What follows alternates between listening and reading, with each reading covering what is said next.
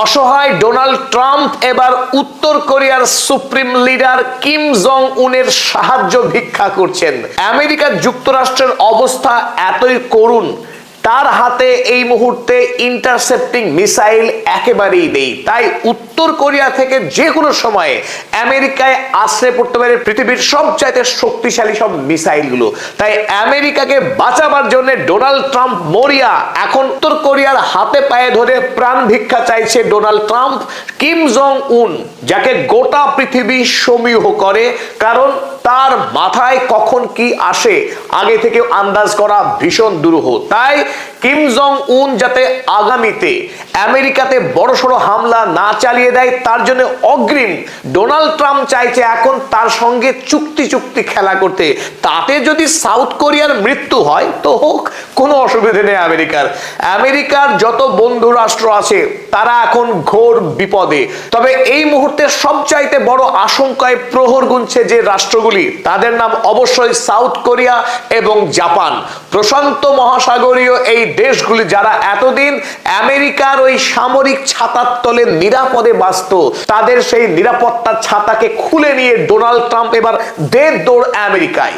আজকের ভিডিওতে আমরা আলোচনা করব ডোনাল্ড ট্রাম্প কেন তড়িঘড়ি কিম জং উনের সঙ্গে সাক্ষাৎ করতে মরিয়া, আর এই সাক্ষাতে ডোনাল্ড ট্রাম্প কি কি প্রস্তাব রাখতে চলেছেন কিম জং উনের কাছে, বিনিময়ে কিম জং উন ডোনাল্ড ট্রাম্পের কাছ থেকে কি কি চাইবেন সেই বিষয়গুলি, পাশাপাশি কিম জং উনের উত্তর কোরিয়া কিভাবে পরমাণু অস্ত্র তৈরি করে গোটা পৃথিবীকে তাক লাগিয়ে দিয়েছিল, পাকিস্তানের সঙ্গে উত্তর কোরিয়ার পরমাণু অস্ত্রের সম্পর্কই বা কি সেটাও বোঝার চেষ্টা করব। পাশাপাশি পৃথিবীর একমাত্র দেশ উত্তর কোরিয়া, যে উত্তর কোরিয়ার 2.5 কোটি মানুষের মধ্যে 53 লক্ষই সৈন্যবাহিনী, কোন রহস্যে, এই গুরুত্বপূর্ণ তথ্যগুলো আজকের এই ভিডিওতে আমরা জানার এবং বোঝার চেষ্টা করব। তাই শুরুতেই আমার সকল দর্শক বন্ধুকে আমি স্বাগত জানাচ্ছি আজকের এই নিবেদনে। পদাতিকের পক্ষে আমি অধ্যাপক আব্দুল হালিম। চলুন শুরু করা যাক।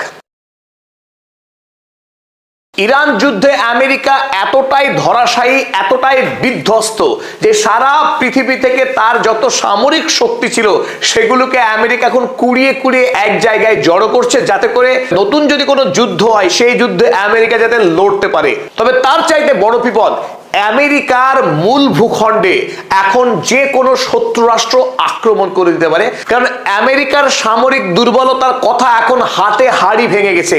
আমেরিকার সব শত্রু রাষ্ট্রই জানে যে আমেরিকার এখন ইন্টারসেপ্টিং মিসাইলের কি দশা।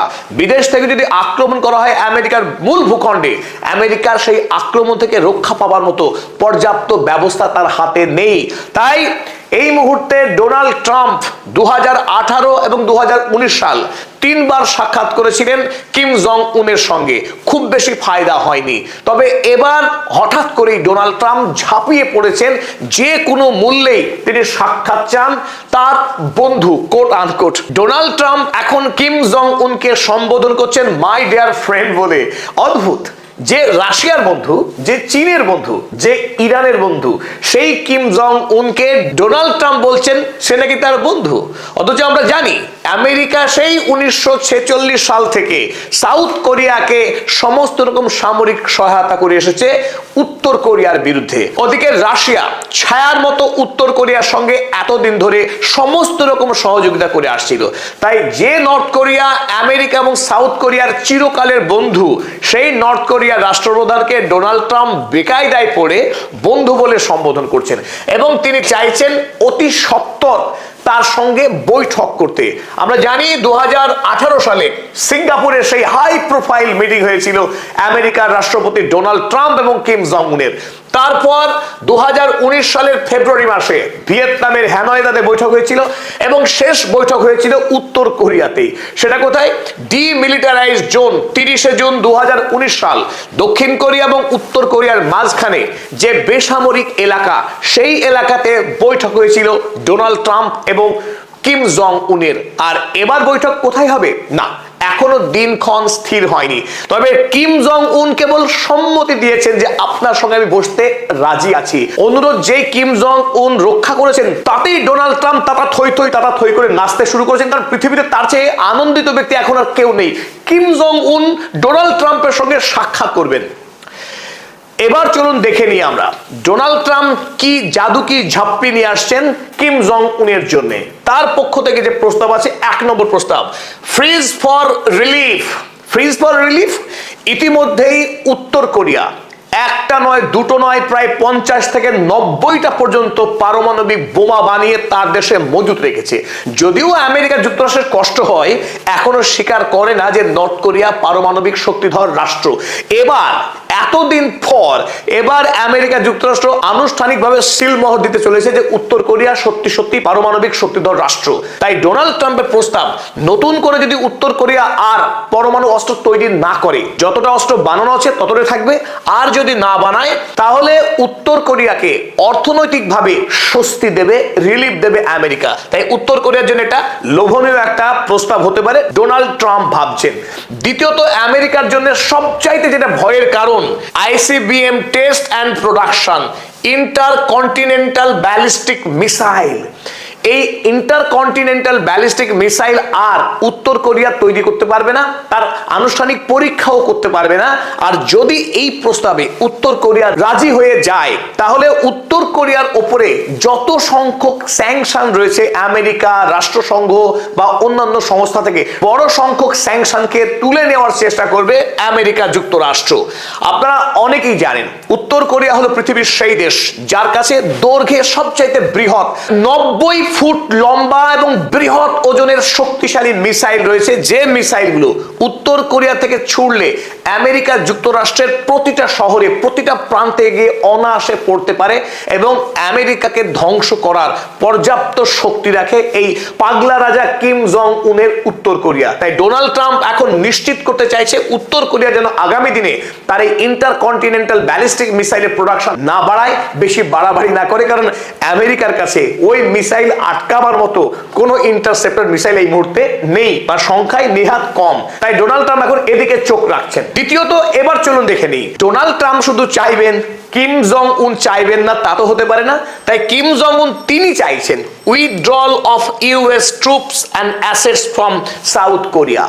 ইরান ঠিক যেভাবে দাবি করেছিল মধ্যপ্রাচ্য থেকে সমস্ত মার্কিন ঘাঁটিকে সরিয়ে দিতে হবে, ঠিক একইভাবে এবার উত্তর কোরিয়া দাবি করছে সাউথ কোরিয়াতে এতদিন ধরে যে সামরিক ছাতা বসিয়ে রেখেছিলেন সেই ছাতাকে এবার হটিয়ে নিন, আপনার সৈন্য, আপনার সামরিক যে যন্ত্র অস্ত্র শস্ত্র আছে সেগুলোকে এবার নিজের দেশে নিয়ে যান।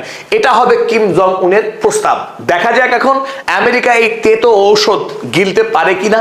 ইতিমধ্যে হরমুজ থেকে পালাতে হয়েছে, মধ্যপ্রাচ্য থেকে পালাবার দশা, এবার প্রশান্ত মহাসাগরীয় অঞ্চল থেকেও যদি পালাতে হয়, জাপান এবং দক্ষিণ কোরিয়া এই দুটি দেশ আমেরিকার ইকোনমির জন্য অত্যন্ত গুরুত্বপূর্ণ, তারা নির্ভরশীল বন্ধু ছিল এতদিন ধরে, বিগত 70 বছর ধরে প্রায়। পাশাপাশি চীনের অংশ তাইওয়ানের সঙ্গে আমেরিকার বন্ধুত্ব এবং নির্ভরশীলতা রয়েছে। এই গোটা অঞ্চল থেকে আমেরিকাকে এখন পালাতে হচ্ছে, তাও আবার কিম জং উনকে বন্ধু বলে স্বীকার করে। এ এক আমেরিকার ঐতিহাসিক পরাজয়, মার্কিন সাম্রাজ্য ভেঙে পড়ছে তার স্পষ্ট লক্ষণ ফুটে উঠছে। আমেরিকা যে পালাচ্ছে প্রশান্ত মহাসাগর অঞ্চল থেকে, তার ইঙ্গিত কিন্তু খোদ ডোনাল্ড ট্রাম্প নিজেই দিয়েছেন। তিনি একটি সাক্ষাৎকারে বলেছেন যে দক্ষিণ কোরিয়া তার বন্ধু নয়, বরং কিম জং উন তার ডিয়ার ফ্রেন্ড। আর কেন দক্ষিণ কোরিয়া বন্ধু নয়?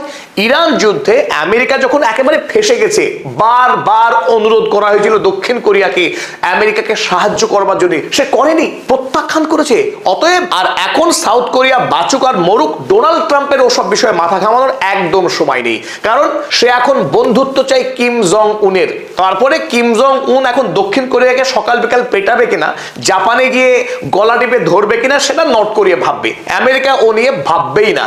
আমেরিকা তার নিজের দেশকে সুরক্ষিত করতে যায়। তাছাড়া গোটা পৃথিবীতে যে অসংখ্য তার সামরিক ঘাঁটি রয়েছে, এতগুলো ঘাঁটির যে ব্যয়ভার, আমেরিকার কি আর সেসব দিন আছে যে এত টাকা খরচ করবে? অতএব বাবা দরকার নেই, তুমি এবার শুধু কিম জং উনকে শান্ত করে দাও, তাহলে নিশ্চিন্তে ঘুমাতে পারবে আমেরিকা। সেই কথাই ভাবছেন ডোনাল্ড ট্রাম্প। চলুন আমরা দেখে নিই এক এক করে কেন সাউথ কোরিয়া থেকে পালিয়ে আসতে পারে ডোনাল্ড ট্রাম্প।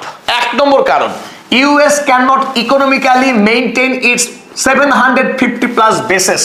আমেরিকার বর্তমানে যে 750-রও অধিক সামরিক ঘাঁটি আছে, তার মধ্যে সাউথ কোরিয়ার অর্থাৎ দক্ষিণ কোরিয়ার মার্কিন ঘাঁটিতে সবচেয়ে বেশি খরচ করে আমেরিকা, বছরে $6 বিলিয়ন। সুতরাং এত বিপুল পরিমাণে টাকা খরচ করা আমেরিকার পক্ষে দুঃসাধ্য বর্তমানে। সুতরাং গুটিয়ে আসাটা, দড়িকে ছোট করে নেওয়া এখন আমেরিকার জন্য উপযুক্ত হবে বলে ট্রাম্প মনে করছেন। US assets across 750 bases are not safe after interceptor depletion। তাছাড়া 750 সামরিক ঘাঁটিতে আমেরিকার যে বিপুল পরিমাণ সামরিক সরঞ্জাম রয়েছে সেগুলোকে সুরক্ষা দান করা আমেরিকার পক্ষে এখন বেশ কঠিন, ইরান যুদ্ধে অধিকাংশ ইন্টারসেপ্টর মিসাইল ধ্বংস হয়ে যাওয়ার পর। সুতরাং যত পারা যায় সামরিক ঘাঁটিকে কম করে আনার সংখ্যায় আমেরিকার জন্য উপযুক্ত। Reduce renewed war weaknesses. নতুন করে যদি আবারও যুদ্ধ শুরু হয়, কথা ইরানের সঙ্গে যদি আমেরিকার বড়সড় যুদ্ধ শুরু হয়ে যায়, সেই ক্ষেত্রে নর্থ কোরিয়াও হামলা করে দিতে পারে দক্ষিণ কোরিয়াতে, সেখানেও আমেরিকার বিপুল ক্ষয়ক্ষতি হতে পারে দুর্বলতার কারণে। তাই আগে থেকেই ডোনাল্ড ট্রাম্প পথঘাট গুছিয়ে রাখতে চাইছেন যাতে করে আমেরিকার আর বেশি ক্ষয়ক্ষতি না হয়। Trump wants to shift military assets to other bases. নতুন করে পুরনো সব অসংখ্য সামরিক ঘাঁটিগুলি থেকে এক জায়গায় সামরিক অস্ত্রগুলোকে জড়ো করতে চাইছে ডোনাল্ড ট্রাম্প, যার উল্লেখযোগ্য হচ্ছে ইসরায়েল। মধ্যপ্রাচ্যের সমস্ত ঘাঁটিগুলো থেকে জড়ো করে এসে ইসরায়েল এবং জর্ডনে আমেরিকা চাইছে তার শক্তিকে কনসলিডেট করতে, যাতে করে নতুন করে আর তাকে আক্রমণের মুখে না পড়তে হয়, নতুন করে মার্কিন সেনাবাহিনী না মরে। চলুন এবার আসল যে প্রশ্ন, উত্তর কোরিয়ার মতো আয়তনে অতি ক্ষুদ্র একটা দেশ, অথচ তাকেই গোটা পৃথিবী জমের মতো ভয় করে কেন? তার এক নম্বর রহস্য, এই অতি দুর্বল দরিদ্র দেশ উত্তর কোরিয়া, তার কাছে রয়েছে পরমাণু অস্ত্র।